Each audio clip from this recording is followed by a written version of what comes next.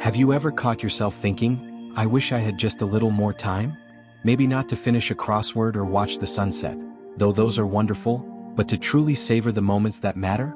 To dance at a grandchild's wedding, travel somewhere new, or simply enjoy a pain-free morning stroll. Well, my friend, what if I told you that time isn't just slipping away? That there are simple, everyday choices you can make right now to add not just years to your life but life to your years? Today we're talking about 6 daily habits that could help you live 10 years longer, and more vibrantly, after 60. Now, I know what you're thinking. 10 years? That sounds like a sales pitch. But here's the truth. Longevity isn't about magic pills or drastic overhauls. It's about small, consistent steps that honor your body, mind, and spirit. And the best part? These habits don't require a gym membership, a fancy diet, or turning your life upside down. They're about working with your rhythm, not against it. Let's start with the first habit. Something so simple yet so powerful you'll wonder why we don't talk about it more. Habit number 1. Drink water before you feel thirsty. Now, I can almost hear some of you saying, water? Really? That's it. But here's the thing. As we age, our bodies aren't as good at telling us when we're dehydrated. By the time you feel thirsty, you might already be running on empty. Dehydration can sneak up on you, causing fatigue, dizziness, even confusion. And over time, that strain on your kidneys and heart adds up. So let's make this practical. Keep a glass of water by your bedside and sip it first thing in the morning. Not a full jug, just enough to gently wake up your system. Then, set a little reminder on your phone or fridge to drink a small glass every hour. If plain water feels boring, try adding a slice of lemon, cucumber, or even a sprig of mint. It's like a spa day for your cells. And here's a pro tip. If you're feeling snackish in the afternoon, drink water first. Sometimes thirst masks itself as hunger. My neighbor Helen started doing this last year. She told me, I used to reach for cookies at 3 p.m., but now I grab my water bottle instead. Not only do I sleep better, but I've got more energy for my evening walks. Small change, big payoff. Now let's move on to habit number 2. Move every day. I'm not talking about running a marathon or lifting heavy weights. This is about fun movement. Take a 20-minute walk around the block. Do some light stretching while watching the morning news. Even chair yoga if you're comfortable. The goal? To keep your muscles active, your joints lubricated, and your heart smiling. You see, regular movement isn't just about staying healthy, it's about telling your body, I'm still here and I'm not done yet. Studies show that daily activity can reduce your risk of heart disease, improve your balance, and even sharpen your mind. My friend Margaret started walking to the mailbox and back every day after lunch. At first, it was just a few steps. Now, she walks around the garden, plants tomatoes, and teaches her grandchild how to salsa dance. That's the power of persistence. So find something that moves you, literally. Turn on your favorite song and dance while you fold laundry. Park a little further from the grocery store. Or try the commercial break exercise. Stand up and stretch every time a commercial comes on. Your future self will thank you. Which brings us to habit number 3. Eat the rainbow, one bite at a time. No, I don't mean Skittles, Chuckles. I'm talking about filling your plate with colorful fruits, veggies, and whole foods. Think deep greens like spinach, bright oranges like sweet potatoes, rich reds like berries. These foods are packed with antioxidants and nutrients that fight inflammation, the silent culprit behind so many age-related issues. But let's be real, overhauling your diet overnight isn't sustainable. So start small. Next time you're at the store, grab one new colorful veggie you've never tried. Roast it with a drizzle of olive oil and a sprinkle of herbs. Or add a handful of spinach to your morning scrambled eggs. Little swaps add up. And here's a secret, it's okay to enjoy your favorites too. My dad turned 82 last month and still eats a square of dark chocolate every day. The key: balance.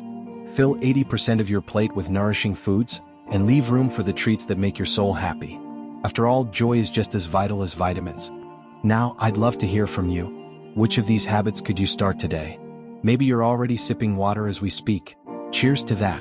Or perhaps you're inspired to try a new veggie this week. Whatever it is, remember, this isn't about perfection. It's about progress. And guess what? We're just getting started. In the next part, we'll dive into 3 more habits, including one that's all about rest, not just activity. Because living longer isn't about doing more, it's about doing what truly matters. So grab your water glass, put on those walking shoes, and let's keep building that vibrant future together. You know, after we chatted last time about moving our bodies and eating those vibrant, colorful foods, I got to thinking, What happens after all that activity and nourishment? How do we give our bodies the chance to recharge so we can wake up feeling ready to tackle the day? Well, that's where our next habit comes in, and honestly, it might just be the most peaceful item on this list.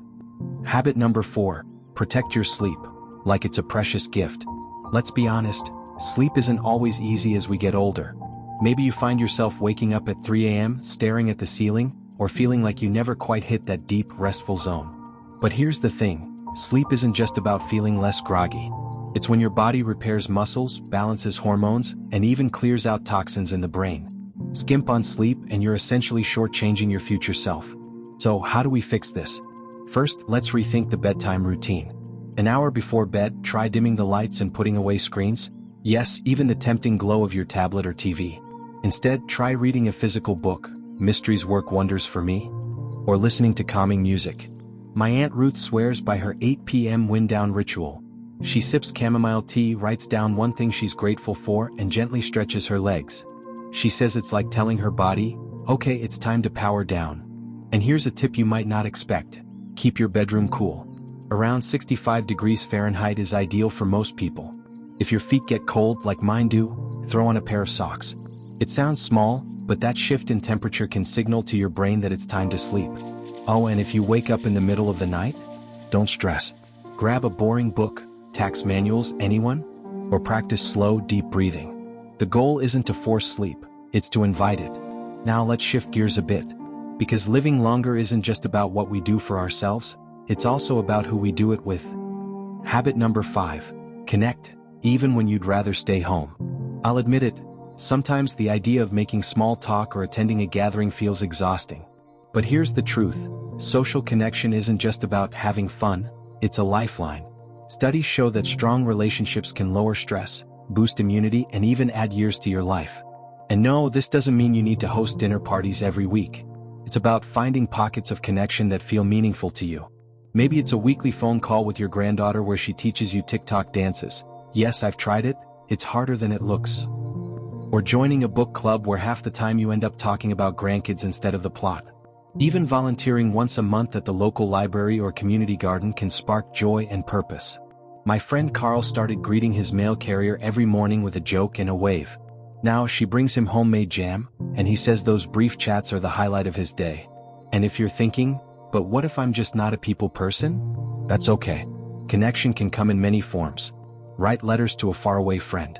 Adopt a pet. My cat, Mr. Whiskers, is a terrible listener, but he's great company. Or even talk to your plants, they'll thrive on the attention and so will you. The key is to nurture relationships that make you feel seen and valued. Now, I know what some of you might be thinking, but I've always been a loner, isn't it too late to change? Let me tell you about my neighbor, George. After his wife passed, he spent months barely leaving the house. Then one day he decided to join a seniors hiking group. Just once, he said.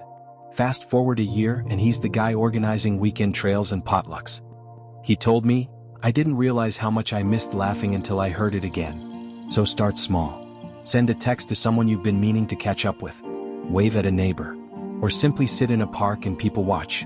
Sometimes just being around others' energy is enough. Remember, connection isn't about quantity. It's about those little moments that remind you, I'm part of something bigger. Now, I've got a question for you. What's one tiny step you could take this week to either improve your sleep or deepen a connection? Maybe it's swapping out that late-night news binge for a chapter of a novel, or inviting an old friend out for coffee. Whatever it is, write it down, or just promise yourself you'll try. Because here's the beautiful thing. Every habit we've talked about so far, the water, the movement, the colorful foods, the rest, the relationships, they're all threads in the same tapestry. A tapestry that says, my life matters and I'm going to make the most of it. And guess what? We've got one final habit to explore, one that ties all of these together in a way that might surprise you. But for now, let's focus on today. On this moment. On you taking charge of your health and happiness, one gentle step at a time. You know, as we've talked about these habits, drinking water, moving daily, eating the rainbow, prioritizing sleep, and staying connected, there's one thread that ties them all together. It's not just about adding years to your life, it's about adding meaning to those years. And that brings us to our final habit, which might just be the most important of all. Habit number 6, cultivate purpose, every single day. Now, purpose can feel like a big, intimidating word, but it doesn't have to be. Purpose is simply the answer to the question, why does today matter? It could be as simple as tending to your garden, teaching your grandchild how to bake your famous apple pie, or even writing a letter to share a piece of your life story. Studies show that people with a strong sense of purpose live longer, recover from illness faster, and face challenges with more resilience. My friend Edna, who's 87, started volunteering at an animal shelter once a week. She told me, "Those puppies don't care how old I am, they just want love. And honestly, that's all I want too." That's purpose. It doesn't have to change the world, just your world. So how do you find it? Start by asking yourself, what makes me feel alive? Maybe it's creating art, helping a neighbor, learning something new, or sharing your wisdom. If you're stuck, think back to what brought you joy as a child. Did you love storytelling? Try journaling. Were you always tinkering with gadgets? Fix something broken in your home. Purpose isn't a destination, it's a daily practice. And here's the secret. None of the other habits stick without this one. Why drink more water if you don't care about tomorrow? Why move your body if you've lost sight of what it can still do?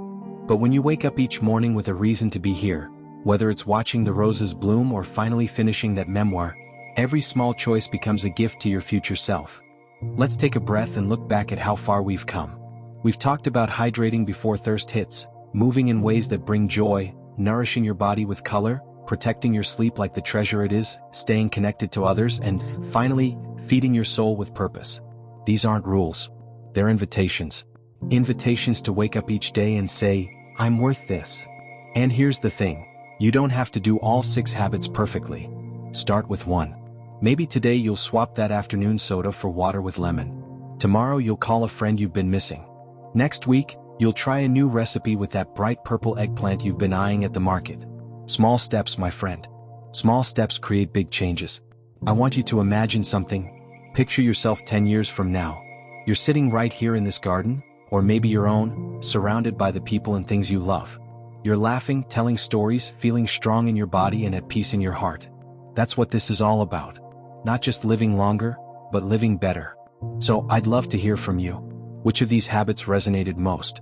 Maybe you've already found your purpose. Share it in the comments. Your story could inspire someone else to take that first step. And if you're feeling stuck, that's okay too. Let's support each other. After all, we're in this together.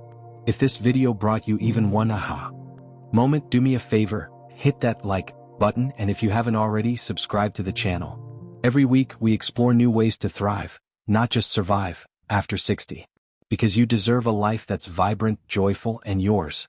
Thank you for spending this time with me. Now go out there and make today matter. I'll see you next time, and until then, keep shining.